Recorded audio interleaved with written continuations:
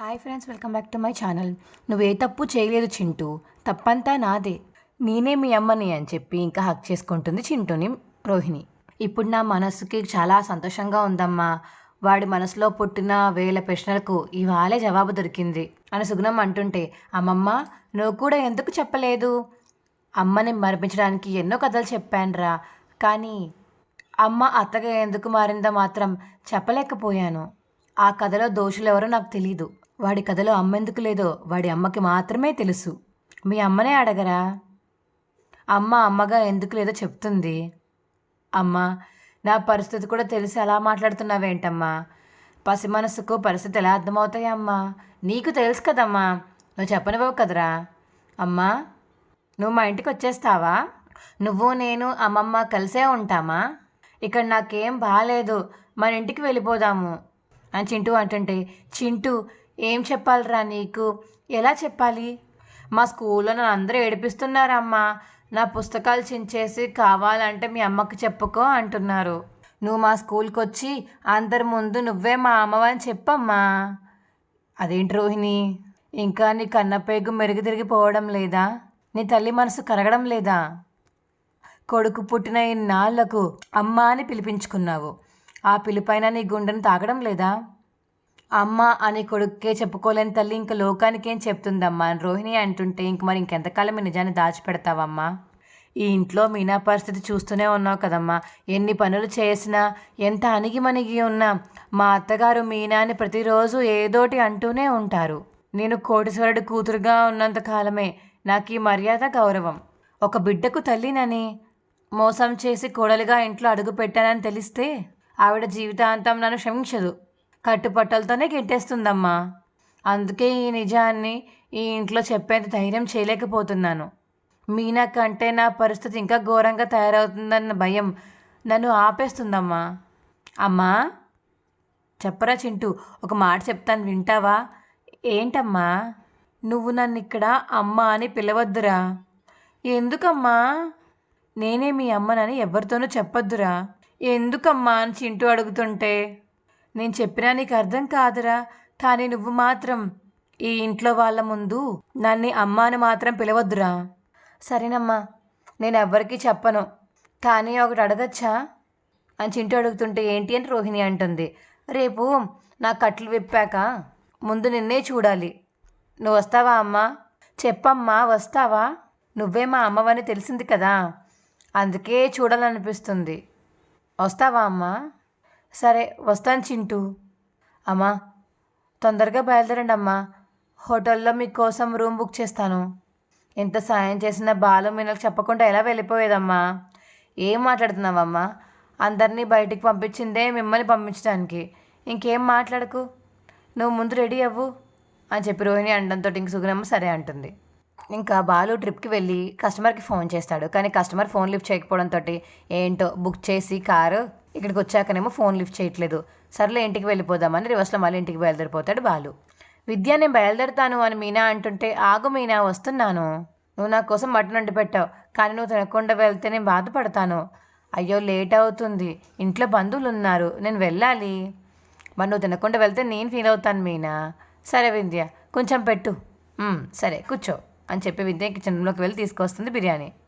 అబ్బా, చాలా బాగా చేసావు మీనా, ఎంత టేస్టీగా నేను ఎక్కడా తినలేదు. ఊరుకో విద్య, అన్నీ అబద్ధాలే. మీలాంటి వాళ్ళంతా రకరకాల హోటల్లో ఆర్డర్స్ పెట్టుకుని తింటారు కదా. ఆ బయట నుంచి ఆర్డర్ చేసినవి కడుపు నిండడానికి మాత్రమే. ఇంత టేస్టీగా ఎందుకు ఉంటాయి చెప్పు? ఎలా మీనా, ఇంత పర్ఫెక్ట్గా ఎలా చేసావు? ఏ పనైనా ఇష్టంగా చేయాలి, అప్పుడే బాగుంటుంది. చిన్నప్పుడు మా అమ్మ నాన్న షాప్కి వెళ్ళేవాళ్ళు. తమ్ముడికి చెల్లికి అందరికీ నేనే వంట చేసేదాన్ని. అలా నేర్చుకున్నానని మీనా అంటుంటే, ఓహో, అప్పటి నుంచే ఫ్యామిలీ గురించి ఆలోచించేదానివా అని విద్య అడుగుతుంటే, ఈ ప్రపంచంలో ఆడపిల్లకి తన కుటుంబం అంటే తన పుట్టినిల్లే, ఇప్పుడు అత్తిల్లు. నాకు ఒకటి అర్థం కాలేదు మీనా, మీ అత్తయ్య గారు ఎప్పుడు ఏదో ఒకటి అంటూనే ఉంటారు కదా, నీ కోపం రాదా? ఎందుకు రాదు? కానీ కాపురం నిలబెట్టుకుంటేనే ఉమ్మడి సంసారం చక్కబడుతుంది. పెద్దవాళ్ళు ఒక మాట అంటే ఓపికతో సహించామంటే ఇంక గొడవే లేదు. మా మావయ్య గారు మా అందరికీ దేవుడు. ఆయన ప్రశాంతంగా ఉండాలంటే ఇంట్లో ఏ గొడవ ఉండకూడదు. అందరూ బాగుండాలంటే సహనం కావాలి. సహనం అంటే పిరికితనం కాదు, మన మనశ్శాంతికి, మన ప్రశాంతతకి మనం ఎంచుకునే ఒక మంచి పద్ధతి. ఎప్పుడు నువ్వు అందరి గురించి ఆలోచిస్తూ ఉంటావా? నీకంటూ వేరే కోరికలేం లేవా అని విద్య అడుగుతుంటే, ఏముంటాయి విద్య, ఒక అందమైన కుటుంబం, మంచి భర్త, ఖాళీగా ఉండకుండా గౌరవంగా బతకడానికి నాకు వచ్చిన పని నేను చేసుకుంటున్నాను, ఇంకేం కావాలి నాకు? మీ అత్తయ్య లాంటి అత్త నాకు వస్తే రెండో రోజే పోలీస్ స్టేషన్లో కంప్లైంట్ చేసేదాన్ని అని విద్య అంటుంది. మా అత్తయ్య గారికి వచ్చిన ఇద్దరు కోడళ్ళు గొప్పింటి వాళ్ళు. నేను సాధారణమైన కుటుంబం నుంచి వచ్చాను కదా, అందుకే ఆ తేడా చూపిస్తారు. కానీ ఏ అత్తైనా ఒక ఆడపిల్లకి జీవితంలో తోడుండడానికి మగాణ్ణి కనిస్తారు. నా భర్తను కనతల్ల ఆవిడ, అందుకే గౌరవిస్తాను. అప్పుడప్పుడు ఒళ్ళు మండితే చిన్న చిన్న చురకలు వేస్తానులే, కానీ ఆవిడ కూడా అంత పట్టించుకున్నారు. ఒక మనిషిని క్షమించడానికి ఇలాంటి రీజన్స్ కూడా ఉంటాయా? ఓ మై గాడ్ అని విద్య అంటుంది. రోహిణి తప్పుల మీద తప్పులు చేస్తుంది, కానీ మీనా ఒక్క తప్పు కూడా చెయ్యదు. తప్పు చేసే వాళ్ళని కూడా క్షమిస్తుంది. మీనా నుంచి ఒక ఆడపిల్ల ఎంతో నేర్చుకోవచ్చు. రోహిణికి మీనాకు అసలు పోలికే లేదు అని విద్య ఇంక మనసులో అనుకుంటుంది. అమ్మా, మీనాని విద్య ఇంకెంతసేపు ఆపలేదు. బాలు కూడా వచ్చేస్తాడు, తొందరగా సర్దుకో అమ్మా. అమ్మా, మీనా ఆంటీ రాదా? ఏరా, ఎందుకు? ఆ ఆంటీ మంచిదమ్మా, చెప్పి వెళ్దాము అని చింటూ అంటుంటే, ఏం అవసరం లేదు. మీ అమ్మ నేనా, మీనానా? నువ్వే. అయితే ఇంకొకసారి మీనా గురించి మాట్లాడకు. మాట్లాడితే తప్పేముంది రోహిణి, నా కొడుకు మీద ఎవ్వరూ ప్రేమ చూపించడానికి వీలు లేదు. పదండి అని చెప్పేసి రోహిణి అంటుంది. ఇప్పుడే ఇంకా బాలు ఇంటికి వచ్చేస్తాడు. పదండి అని ఇంకా సుగుణమ్మ చింటూ బయటికి వెళ్ళబోతుంటే చింటూ చింటూ అని బాలు వచ్చి పిలుస్తూ ఉంటాడు.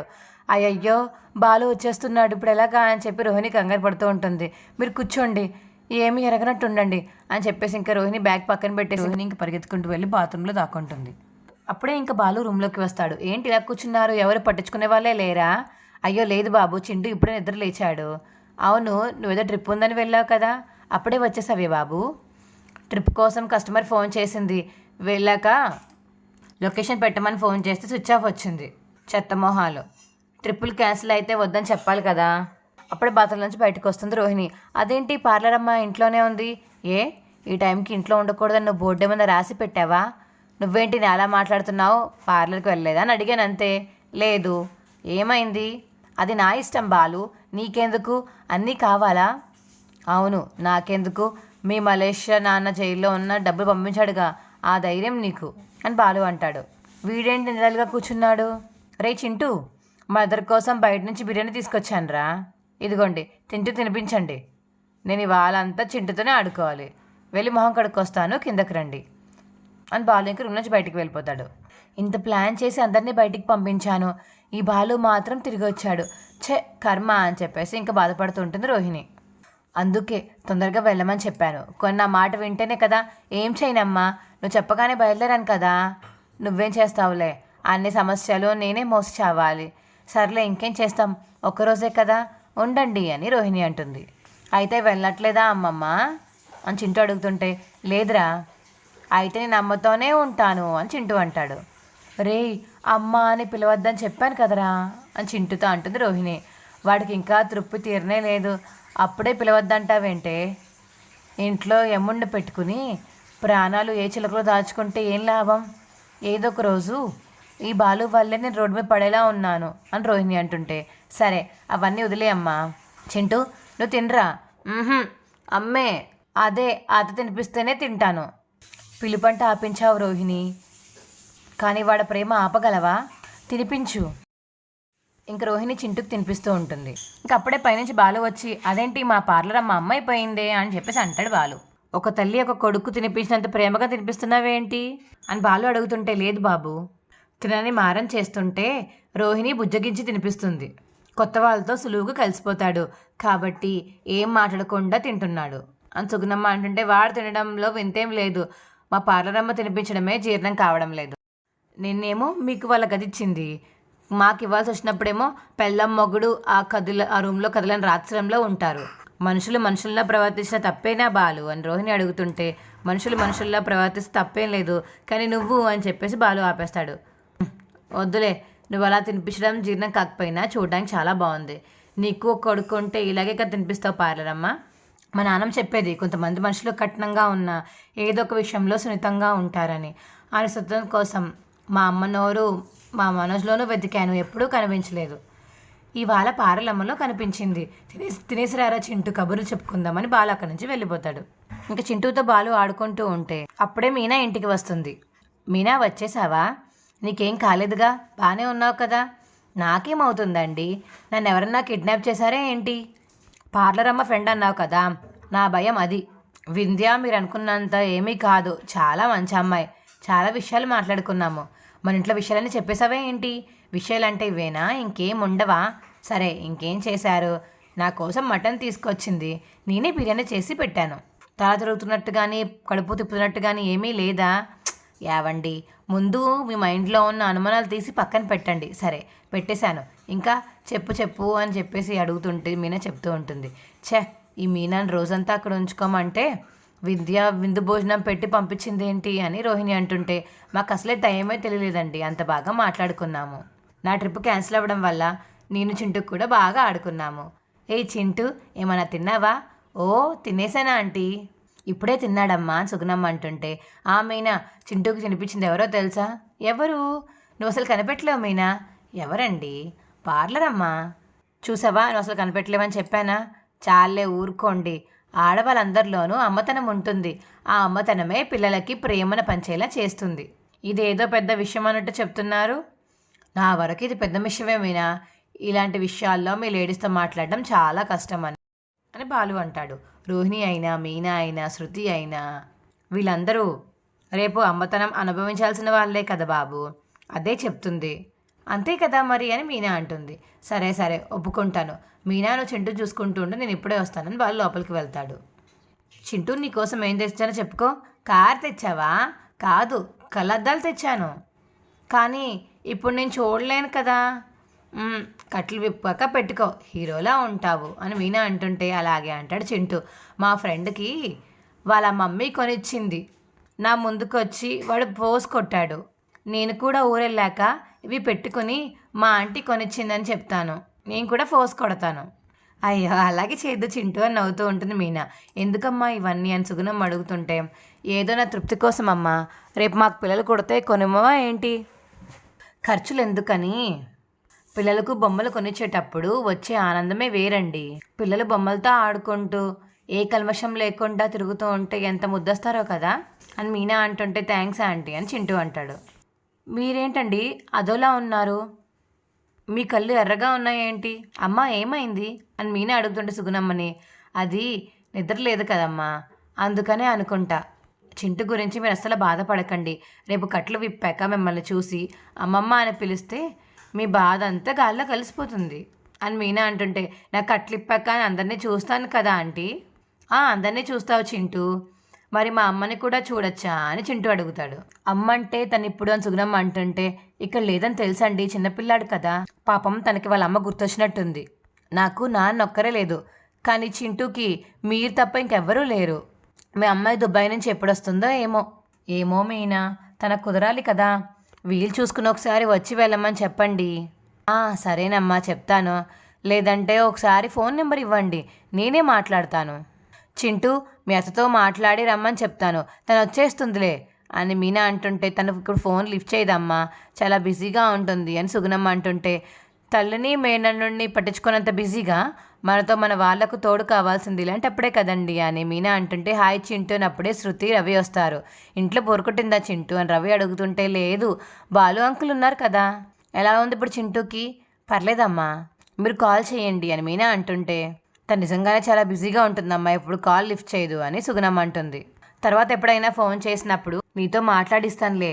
చింటూకి కట్లు విప్పాక ఒక వారం ఇక్కడే ఉండొచ్చు కదమ్మా అని మీనా అంటుంటే, మేమంతా మీకు ఇక్కడ తోడుగా ఉన్నాం, చింటూకి కూడా సరదాగా ఉంటాడు అని మీనా అంటుంటే, టాపిక్ని ఎలాగైనా డైవర్ట్ చేయాలని చెప్పేసి ఇంకా అక్కడ ఉన్న పాలు పాడేస్తుంది కావాలని రోహిణి. ఇంకా దాన్ని రవి చూసి, ఏంటి ఇలా చేసింది వదిన అని చెప్పి మనసులో అనుకుంటాడు రవి. ఇంకా నెక్స్ట్ వచ్చి ప్రమోలో అయితే నేను వెళ్ళొస్తానమ్మా అని చింటూని తీసుకువెళ్ళిపోతుంటే, వెళ్ళండి, ఇంక రాకండి అని ప్రభావతి అంటుంది. ఒకరోజు వాళ్ళు ఇక్కడ ఉంటే నీ కొంపెమ్మలో కూలిపోతుందా? ఆ తల్లి కనిపడేసిపోయిందో పైకి పోయిందో వాడి పుట్టుకే ఏంటో అని ప్రభావతి అంటుంటే మళ్ళీ ఇంక రోహిణి ఆపండి అత్తయ్య అని గట్టిగా అరుస్తుంది.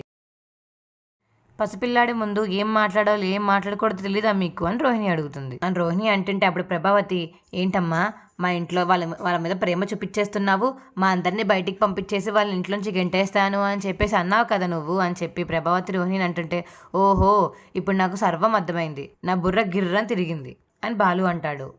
నెక్స్ట్ వచ్చే అప్కమింగ్ వీడియోస్ కోసం ఇప్పుడే మా ఛానల్ లైక్ చేసి తప్పకుండా సబ్స్క్రైబ్ చేసుకోండి. అలాగే పక్కనే ఉన్న గంట సింబల్ మీద క్లిక్ చేయండి. అప్పుడే మేము చేసే వీడియోలు మీకు వస్తాయి. మా వీడియో మీకు ఎలా అనిపించిందో కింద కామెంట్ సెక్షన్లో తెలియచేయండి. Bye friends.